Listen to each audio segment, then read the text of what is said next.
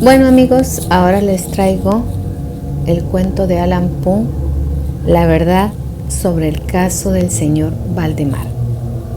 Me pareció interesante el tema, la hipnosis, una persona que está a punto de morir. Y bueno, vamos a desarrollarlo.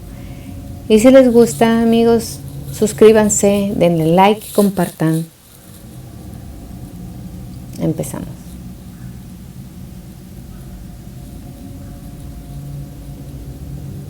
La verdad sobre el caso del señor Valdemar. De ninguna manera me parece sorprendente que el extraordinario caso del señor Valdemar haya provocado tantas discusiones. Hubiera sido un milagro que ocurriera lo contrario, especialmente en tales circunstancias. Aunque todos los participantes deseábamos mantener el asunto alejado del público, al menos por el momento o hasta que se nos ofrecieran nuevas oportunidades de investigación.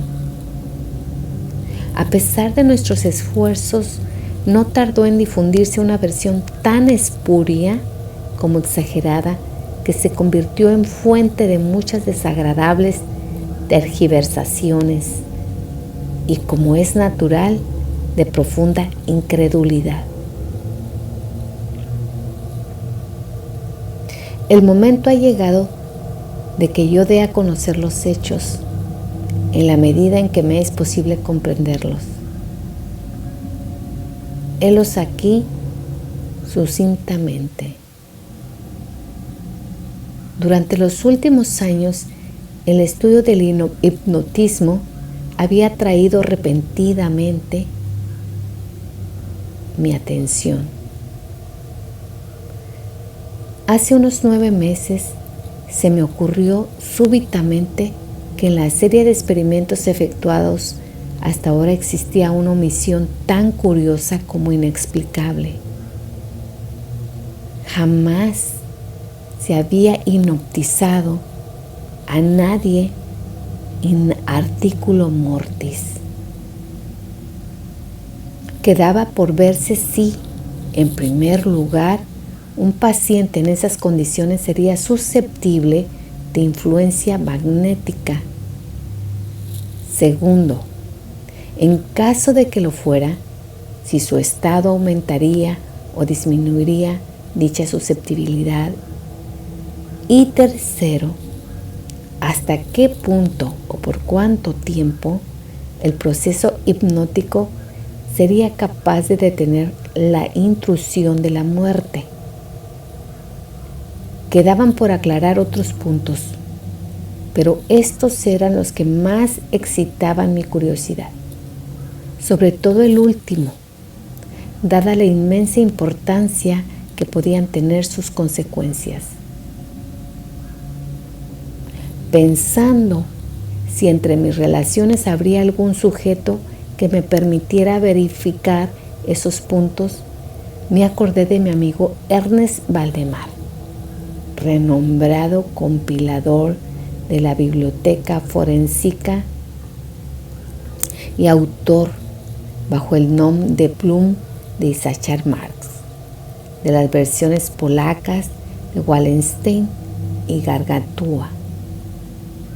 El señor Valdemar, residente desde 1839 en Harlem, New York, es o era especialmente notable por su extraordinaria delgadez, tanto que sus extremidades inferiores se parecían mucho a las de John Radulph, y también por la blancura de sus patillas, en violento contraste con sus cabellos negros, lo cual llevaba a suponer con frecuencia que usaba peluca. Tenía un temperamento muy nervioso que le convertía en buen sujeto para experiencias hipnóticas. 2 o 3 veces le había adormecido sin gran trabajo, pero me decepcionó no alcanzar otros resultados que su especial constitución me había hecho prever.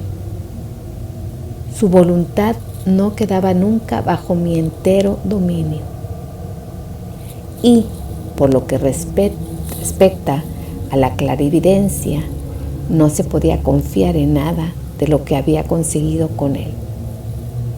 Atribuía yo aquellos fracasos al mal estado de salud de mi amigo. Unos meses antes de trabar la relación con él, los médicos le habían declarado tuberculoso. El señor Valdemar acostumbraba a referirse con toda calma a su próximo fin, como a algo que no cabe ni evitar ni lamentar. Cuando las ideas a que he aludido se me ocurrieron por primera vez, lo más natural fue que acudiese a Valdemar.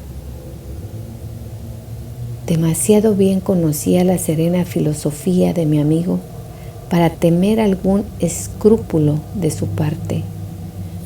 Por lo demás, no tenía parientes en América que pudieran intervenir para oponerse. Le hablé francamente del asunto y para mi sorpresa noté que se interesaba vivamente.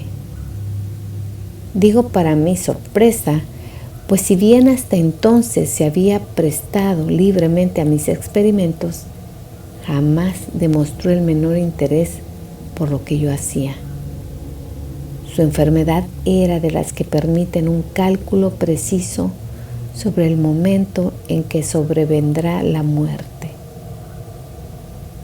Convivimos, pues, en que me mandaría llamar 24 horas antes del momento fijado por sus médicos para su fallecimiento.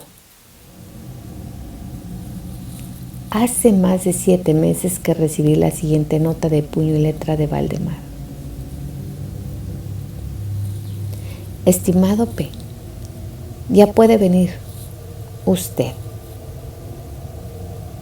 D y F coinciden que no pasaré de mañana a medianoche y me parece que han calculado el tiempo con mucha exactitud. Valdemar. Recibí el billete media hora después de escrito y 15 minutos más tarde estaba en el dormitorio del moribundo. No le había visto en los últimos 10 días y me aterró la espantosa alteración que se había producido en tan breve intervalo. Su rostro tenía un color plomizo. No había el menor brillo en los ojos y tan terrible era su delgadez que la piel se había abierto en los pómulos. Expectoraba continuamente y el pulso era casi imperceptible. Conservaba, no obstante, una notable claridad mental y cierta fuerza. Me habló con toda claridad. Tomó algunos calmantes sin ayuda ajena y en el momento de entrar en su habitación le encontré escribiendo unas notas en una libreta.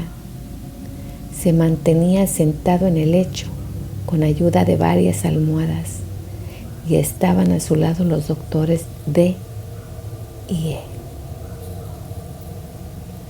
Luego de estrechar la mano de Valdemar, llevé aparte a los médicos y les pedí que me explicaran detalladamente el estado del enfermo. Desde hacía 18 meses el pulmón izquierdo se hallaba en un estado semióseo o cortaliginoso y, como es natural, no funcionaba en absoluto.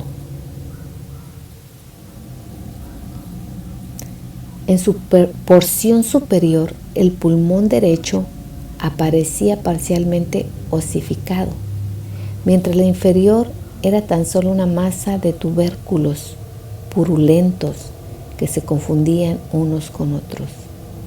Existían varias dilatadas perforaciones y en un punto se había producido una adherencia permanente a las costillas. Todos estos fenómenos del lóbulo derecho eran de fecha reciente.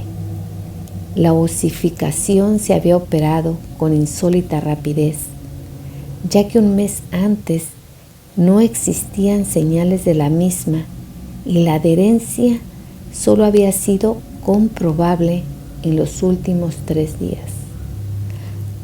Aparte de la tuberculosis, los médicos sospechaban un aneurisma de la aorta, pero los síntomas de osificación volvían sumamente difícil un diagnóstico. Ambos facultativos opinaban que Valdemar moriría hacia la medianoche del siguiente día, un domingo. Eran ahora las 7 de la tarde del sábado. Al abandonar la cabecera del moribundo para conversar conmigo, los doctores D y F se habían despedido definitivamente de él. No era su intención volver a verle, pero a mi pedido convinieron en examinar al paciente a las 10 de la noche del día siguiente. Una vez que se fueron, hablé francamente con Valdemar sobre su próximo fin y me referí en detalle al experimento que le había propuesto.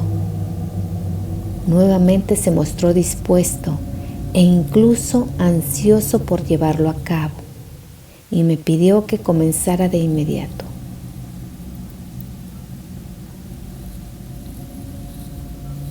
Dos enfermeros, un hombre y una mujer, atendían al paciente, pero no me sentía autorizado a llevar a cabo una intervención de tal naturaleza frente a los testigos de tan poca responsabilidad en caso de algún accidente repentino. Aplacé, por tanto, el experimento hasta las 8 de la noche del día siguiente, cuando la llegada de un estudiante de medicina de mi conocimiento, el señor Teodoro L., me libró de toda preocupación. Mi intención inicial había sido la de esperar a los médicos, pero me vi obligado a proceder, primeramente por los urgentes pedidos de Valdemar y luego por mi propia convicción de que no había un minuto que perder, ya que con toda evidencia el fin se acercaba rápidamente. El señor L. tuvo la amabilidad de acceder a mi pedido, así como de tomar nota de todo lo que ocurriera. Lo que voy a relatar ahora procede de sus apuntes, ya sea en forma condensada o verbatim. Faltaban 5 minutos para las 8 cuando, después de tomar la mano de Valdemar, le pedí que manifestara con toda la claridad posible, en presencia de LL, que estaba dispuesto a que yo le hipnotizara en el estado en que se encontraba. Débil, pero distintamente, el enfermo respondió: sí, quiero ser hipnotizado. Agregando de inmediato: me temo que sea demasiado tarde. Mientras así decía, empecé a efectuar los pases que en las ocasiones anteriores habían sido más efectivos con él.